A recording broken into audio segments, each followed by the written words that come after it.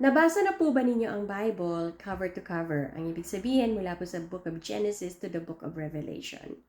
Kung hindi pa po, ngayong 2026, isa po yan sa magandang gawin po nating priority. Alam niyo po kung bakit? Well, kasi huwag po tayong masurpresa kapag mayroon pong isang nangyari na hindi po natin alam. Tapos, di ba, magkakaroon tayo ng tinatawag na takot. Kaya kung nabasa po natin yung ating Bible, alam po natin kung bakit kailangang mangyari yung mga atin pong nawi-witness sa kapanahunan po natin.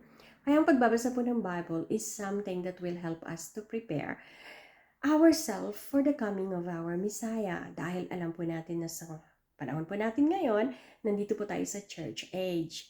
At na kung saan tayo po mismo ay kailangan nating ihanda ang ating sarili araw-araw sa pagbabalik po ng ating Panginoong Yesus. This time, of course, alam po natin na sa prophetic timeline, hindi pa po magsiset foot ang paa ng ating Panginoong Jesus dito sa lupa kasi kailangan niya munang sunduin ang kanya pong bride. At ang bride ay walang iba kundi tayo, di ba? Na mga believers, tayo na mga naniniwala na ang ating Panginoong Jesucristo ay ang anak ng Diyos, the only begotten Son of God, na kung saan our God, our Heavenly Father, has given Him all the dominion and the power and even to forgive sins. And so therefore, God Himself made our Jesus Christ as our Lord and our Savior. Hindi natin kayang iligtas ang ating sarili, hindi natin kayang maging perfect, kaya ang ginawa po ng ating Panginoong Diyos ay pinadala niya yung kanyang bugtong na anak, who is the only heir of His kingdom. But then, because of God's great love towards humanity, na tayo, na dapat ay maglilingkod lamang sa ating Panginoong Diyos, maging servant niya, pero anong ginawa ng ating Panginoon? The Lord Himself sent His only begotten Son, Jesus Christ, in order to redeem us from our sin and also to reconcile us to God through Jesus Christ. Without Jesus Christ, hindi po natin makayang ma-reconcile sa ating Heavenly Father. Hindi po natin kayang bayaran ang ating mga kasalanan. But Jesus Christ took the penalty for our sins so that we can be forgiven and we can live in harmony, in perfect harmony with our God. At sa mga panahon po ngayon, kailangan po nating namnamin yan kasi hindi lamang po yun, di ba? Aside from our Lord Jesus Christ as given the dominion and authority and power over everything, tayo po mismo ay inadapt ng ating Panginoon through Jesus Christ.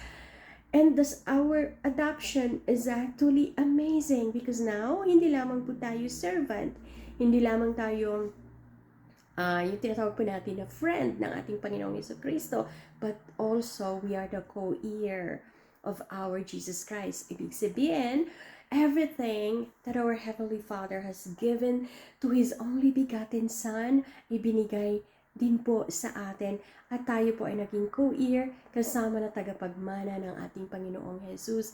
Whatever our Lord Jesus Christ have, we have that too. So everything is going to be perfect in heaven with Jesus Christ.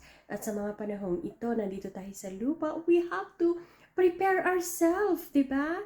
Kailangan nating ihanda ang ating sarili sa ating homecoming na kung saan ay makakasama natin ang ating King at paglilingkuran po natin ang ating Panginoong Jesucristo in person, in what we call in God's kingdom, na kung saan lahat po ng evil, lahat ng bad, lahat ng mga problema, ang lahat po ng yun ay mawawala. There will even be no more tears. That is so perfect. That is just so beautiful. No eyes has seen, no ears has heard, no mind has conceived. Diba? Kung ano ang inihanda ng ating Panginoong Diyos sa atin. So my dear friends, simula po sa araw po na ito, magbasa po tayo ng ating Bible para nang sa ganon hindi tayo ma-distract, hindi po tayo, ang ating atensyon ay hindi maagaw po ng nasa paligid natin. Alam po natin na marami pong distractions, marami pong mga discouragement, maraming frustrations, marami pong pwedeng gamitin, of course, ang spirit of darkness, dahil it's evident na ang dami pong mga bagay na nangyayari sa ating paligid na kung saan ay nagre-represent po ng kingdom of darkness. At ang kingdom of darkness ay kinakailangan po natin completely bigyan po ng tinatawag natin na boundary sa ating buhay so that we will continue to walk in the path of life and in the path of life. Life and life is none other than our Lord Jesus Christ. And it's so beautiful for us to live every day, waking up, waiting, and looking up in heaven and watching, anticipating for the return of our Lord Jesus Christ. And although we know that that could happen in a blink of an eye, but for now, all we can do is that enjoy the Word of God, enjoy Jesus Christ through His Word, because He is very real. The Word of God is just waiting for us to be read. Kailangan nating basahin ito every day. Nang sa ganon, mas lalo po nating ma-enjoy ang presence ng ating Panginoong Jesus. We are feeding our soul and our spirit, and we are walking in the light because the Word of God is what? Kung naalala niyo po, from the book of Psalms 100, I believe it's 119.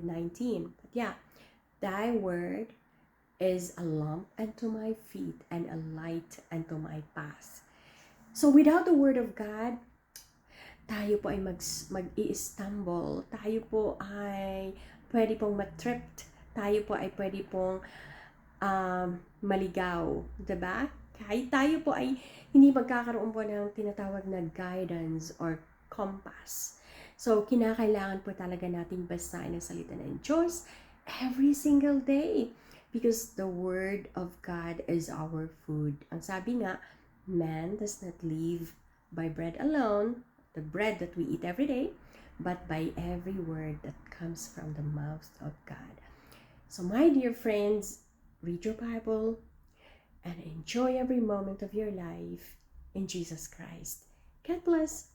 Bye-bye.